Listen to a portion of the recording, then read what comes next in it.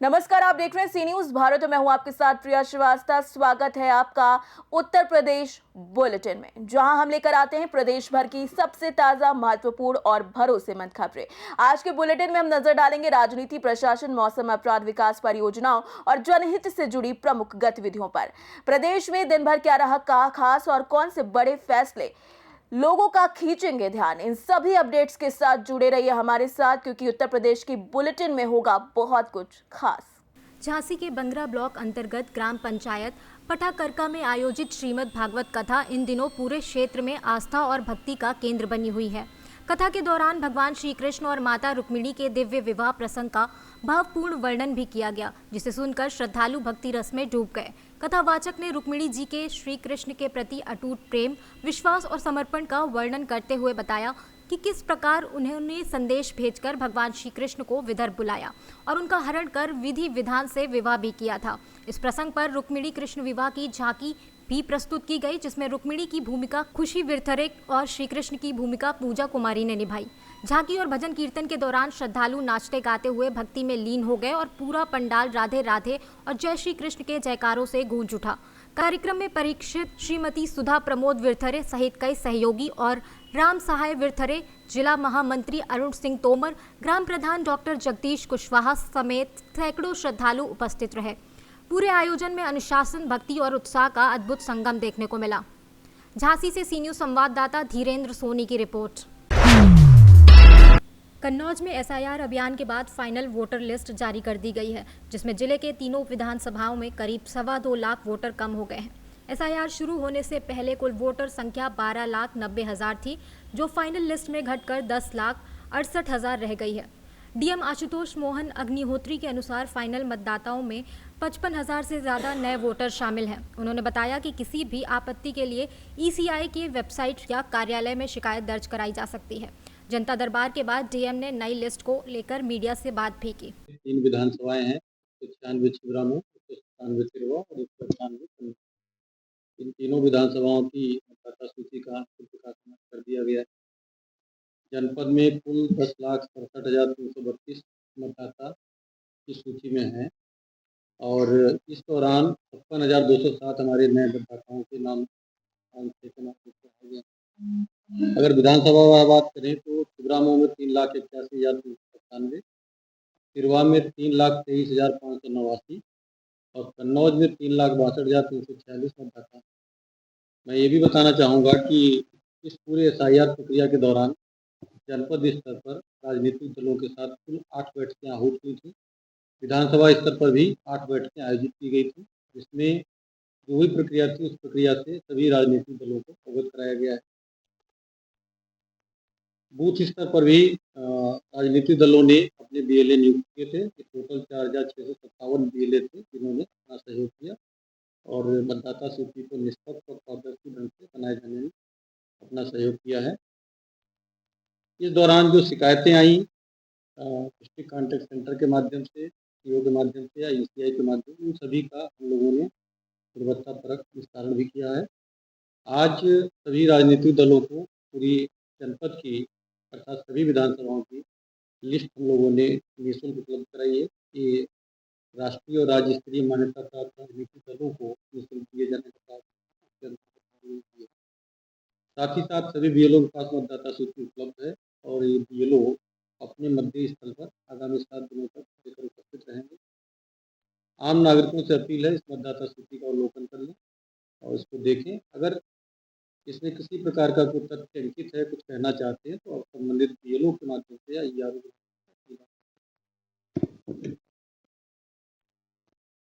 देखिए। टोटल इसमें जब एसआईआर शुरू हुआ था अक्टूबर में, तो 12,88,220 वोट थे और जब ड्राफ्ट पब्लिकेशन हुआ हमारा तो 10 लाख समथिंग वोट हुए। और कटनी अगर बात करें तो हमारे टोटल नेट लगभग 2,21,000 वोट हमारे कम हुए। कन्नौज से सी न्यूज संवाददाता सीबू सैनी की रिपोर्ट। कन्नौज में कृषक समृद्धि आयोग के सदस्य कुलदीप सिंह ने कलेक्ट्रेट पहुंचकर डीएम और विभागीय अधिकारियों के साथ बैठक की और अतिवृष्टि व ओलावृष्टि से हुए नुकसान का जायजा भी लिया। उन्होंने गौशालाओं को लेकर निर्देश दिए और कहा कि भूसे की कमी दूर करने के लिए भूसा बैंक खोले जाएंगे। उन्होंने पत्रकारों से बातचीत में बताया कि ओलावृष्टि और अतिवृष्टि से हुए नुकसान का आकलन किया जा रहा है और आकलन पूरा होने के बाद किसानों को सरकार की ओर से मदद भी दी जाएगी। देखिए, उत्तर प्रदेश सरकार हर समय किसानों के लिए बेहतर जिंदगी जीने के लिए, उनको समृद्ध करने के लिए योजनाएं चलाती रहती है और हम लोग उसमें हर जगह जा कर के देखते रहते हैं।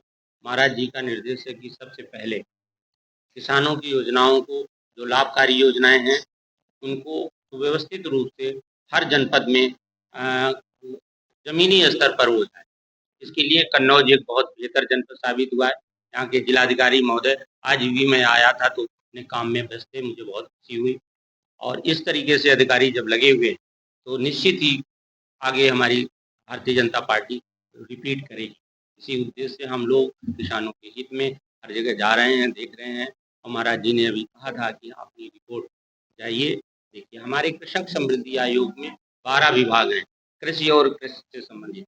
तो अभी मैं कन्नौज आया हूँ, उसके बाद हमारा 15 तारीख तक हमको औरैया और फरखाबाद, यहाँ विभिन्न विभागों की योजनाओं को देखना है, अधिकारियों से बात करनी है, दिक्कत आ रही है पर हमको चर्चा करनी है और ये रिपोर्ट माननीय मुख्यमंत्री जी और प्रमुख सचिव उत्तर प्रदेश जो 12 विभाग के हैं उनको देना है कि सर इसमें अगर ऐसे कर दिया जाए तो बहुत अच्छा है।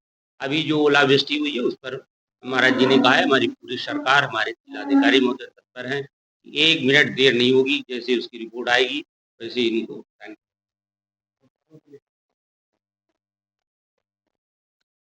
गौशाला के लिए पहले से हमारे यहाँ छाया से, पंखे से, पानी से लेकर के मूलभूत जितनी समस्याएं हैं पूरे प्रदेश के हर जिले में हमारी, उसके बावजूद भी हम लोग उसको देख रहे हैं और नए नए सुझाव उसमें जो किसान दे रहे हैं, अधिकारी दे रहे हैं, उसको अमल किया जा रहा है। आयोग के माध्यम से हम उसको शासन को अवगत कराते हैं, माननीय मुख्यमंत्री जी को और पशुधन विभाग को अवगत कराने का काम करते हैं। इसी संदर्भ में आज हमने 1-2 गौशाले लिए हैं, भ्रमण करेंगे।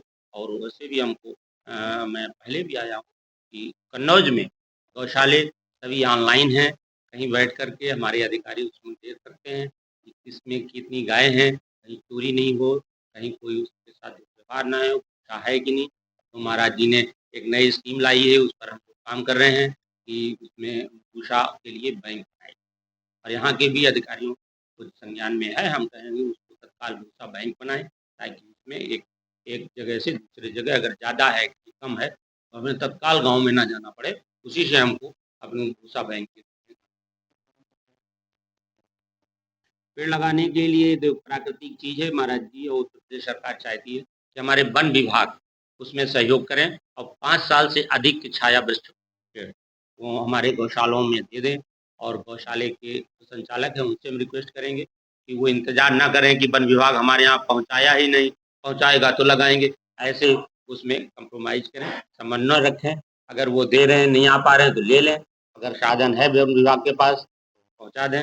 और ये बहुत हमारे जुलाई में जो आने वाले हैं, हम चाहेंगे कि इस साल हमारे हर पूरे प्रदेश के जितने भी गौशाले हैं उसमें छायादार वृक्ष हो जाए, क्योंकि एक प्राकृतिक चीज़ है। सर जितनी टीन हमको मदद नहीं करती, टीना गर्माती भी है, पंखा भी चलता, कूलर की व्यवस्था भी हमारे यहाँ है। सर्दियों में एक कोई इस तरीके से LED टाइप में लगाया जाता था जिससे गायों को गर्मी आए, ये भी हम लोगों ने व्यवस्था की।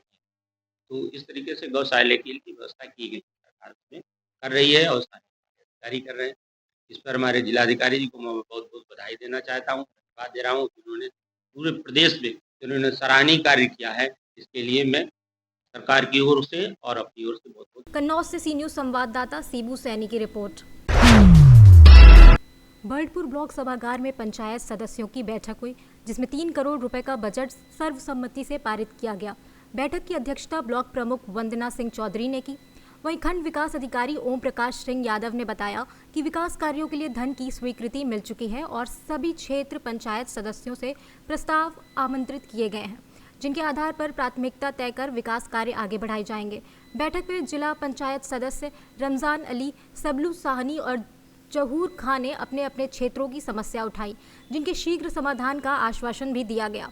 खंड शिक्षा अधिकारी रामू प्रसाद ने बताया कि 3 से 14 वर्ष तक के बच्चों को निःशुल्क एवं गुणवत्तापूर्ण शिक्षा दी जा रही है। और शिक्षा के प्रति जागरूकता बढ़ाने पर जोर भी दिया गया।